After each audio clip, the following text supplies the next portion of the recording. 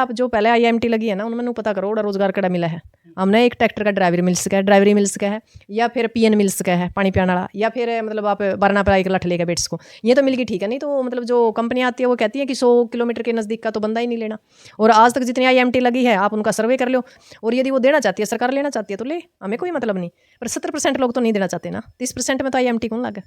तो हम नौकरी मिलती किसको? कौन तो मिला है बैर वालिया ने, हरियाणा के लोगों ने तो नौकरी भी नहीं मिलती, क्योंकि 100 किलोमीटर के लोगों ने देवे को नहीं। 100 किलोमीटर में गन खरा हरियाणा है जो, तो एक बात बताओ फिर नौकरी देवे किसकी? नौकरी में आते हैं बिहार के, महाराष्ट्र के, गुजरात के। फिर यहाँ हमारा जो कल्चर है जिसको हम हरियाणवी कहते हैं वो कल्चर भी खराब हो जाएगा। सरकार तो बिना मतलब जींद पे थोपा है ना, ये तो मतलब इनका तो एक काम हो गया, वोट बोर्ड होगा जरा मगोरा, ये तो जींद आम है। फिर हमारी विरासत भी और सियासत भी, क्योंकि फिर उनके वोट भी बन जाएंगे। फिर ऐडा दिल्ली वर्गा मतलब नहीं गदर फंड मैच जाएगा, ना हरियाणवी रहनी, ना हरियाणवियत रहनी, ना कल्चर रहना, ना गाँव रहना, ना गुआंढ रहना, ना गुत्तर रहना। सरकार गाँव के 12 गाँव में कितनी नौकरियाँ होंगी? बाकी की जो लोग हैं या घर हैं वो एग्रीकल्चर के ऊपर ही आधारित है। लेकिन जो ये जींद में आईएमटी बनने जा रही है तो हरियाणा की सबसे बड़ी आईएमटी बनने जा रही है। उचाना विधानसभा गाँव सपाखेड़ी में पहुंचा हूं दोस्तों। मेरा नाम विक्रम है और आप सभी का स्वागत है जय हरियाणा पर। दोस्तों मेरे साथ आप फ्रेम में देख सकते हैं किसान नेत्री डॉक्टर सिक्किम जो हमारे साथ है जुड़ चुकी है दोस्तों। और जैसे कि आपको पता है कि आईएमटी का जो मामला चला हुआ है, इस मामले पर हम बातचीत करना चाहेंगे। क्या कुछ इस मामले पर विचार हैं डॉक्टर सिक्किम के? जी, क्या कुछ कहना चाहेंगे? आईएमटी का मामला चला हुआ है, क्या आईएमटी बननी चाहिए या नहीं? नहीं, जींद के अंदर आईएमटी नहीं बननी चाहिए, और जींद नहीं हरियाणा में ही नहीं बननी चाहिए। जो नई 6 आईएमटी जो सरकार ने लॉन्च की है, हमने इन आईएमटीओं की ज़रूरत नहीं है। आईएमटी वहाँ ज़रूरी है जहाँ पर हमें लगता है कि बंजर भूमि है, या पानी की सुविधा नहीं है, या ये कह सकते हैं कि ज़्यादा रेतीली ज़मीन है। क्योंकि आईएमटी जो जींद के अंदर है ये एक ऐसा क्षेत्र है जहाँ पर ये कह सकते हैं कि जो ज़मीन है वो उपजाऊ है, जहाँ गेहूँ चावल हर तरह की खेती होती है। और यहाँ से बहुत मतलब ये कह सकते हैं कि हमारे देश को इनकम सोर्स भी है यहाँ से। क्योंकि आप ये मान के चलो 12 गाँव के 12 गाँव में कितनी नौकरियाँ होंगी? बाकी की जो लोग हैं या घर हैं वो एग्रीकल्चर के ऊपर ही आधारित है। और हम नहीं चाहते कि जींद के अंदर आईएमटी बने, क्योंकि जो पहले आईएमटी ले रखी है सरकार ने, पहले बनाई आईएमटी, वो आज तक भी 20% काम हुआ, 80% खाली पड़ी है। हम चाहेंगे कि पहले जो 80% काम पहले वाली जो आईएमटी है उनको कंप्लीट करे सरकार, उसके बाद अगला विचार करे। कौन सी आईएमटी की बात कर रही है जिनका विकास करे? मानेसर है, रोहतक के अंदर है, गुड़गांव के अंदर है, बहुत से ऐसा एरिया है जहां आज भी 20% काम हुआ, 80% ऐसा का ऐसा पड़ा। अब जाके आओ रोहतक मानेसर के पास जाकर, पर सरकार ये चाहती है कि जो हमारी उपजाऊ जमीन है ना उसको किसी बहाने से हमसे ले और फिर अपने दोस्त अडानी अंबानी के दो। ऐसा नहीं होगा।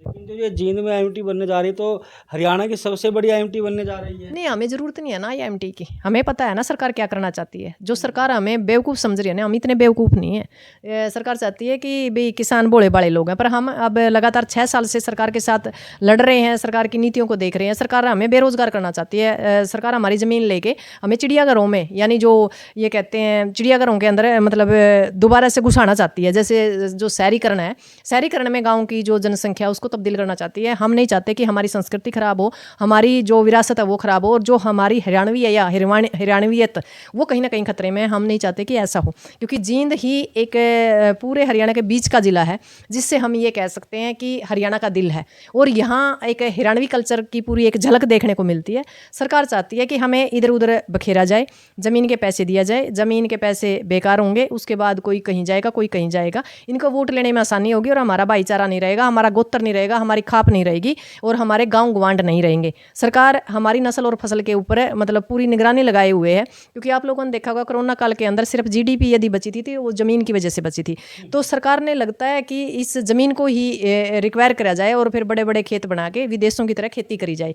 तो ये हमें चाहती है कि हम सिर्फ बिजली के बिल, बच्चों की फीस और अपना पेट भरना ही विकास मानना। और बड़ी बड़ी आपने पता है कि छोटे छोटे जो सरकार वो चिड़ियाघर बनाती है ना, उन चिड़ियाघर हम शिफ्ट हो जाए, ऐसा हम नहीं चाहते। क्योंकि हम एग्रीकल्चर वाले लोग हैं, और एग्रीकल्चर वाले लोगों को खुले में रहने की आदत है। तो हम जहाँ हैं हमें वहीं रहने दे। इस आईएमटी का हमें ना कोई ज़रूरत है, इस आईएमटी को आप कहीं और स्थापित कर दो, हमें ज़रूरत नहीं है। 4 जींद में है, ज्ञापन भी सौंपा गया है।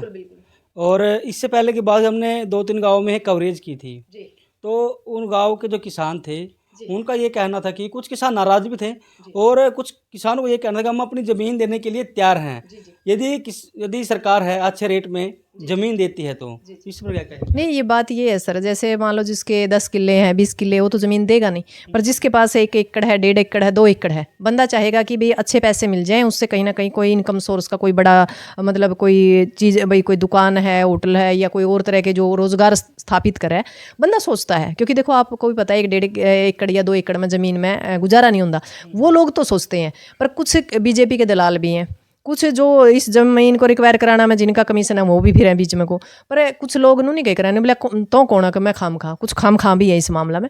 तो हम चाहेंगे कि जो 70% लोगों ने अपना जो ग्राम सभा का प्रस्ताव है वो पेश करके ना और लिख के बाकायदा उस पर 70% लोगों के साइन करके डीसी को दे दिया है। क्योंकि ग्राम सभा की जो ताकत है, विधानसभा और संसद भी उसको चैलेंज नहीं कर सकता, हमारा सुप्रीम कोर्ट भी उसको चैलेंज नहीं कर सकता। जब हमें IMT नहीं चाहिए तो नहीं चाहिए, क्योंकि हमने ये पता है कि इस ज़मीन के ऊपर हमारी 7 पीढ़ियाँ पहले पढ़ ली और उसका अगली 7 पीढ़ियाँ भी पढ़ा।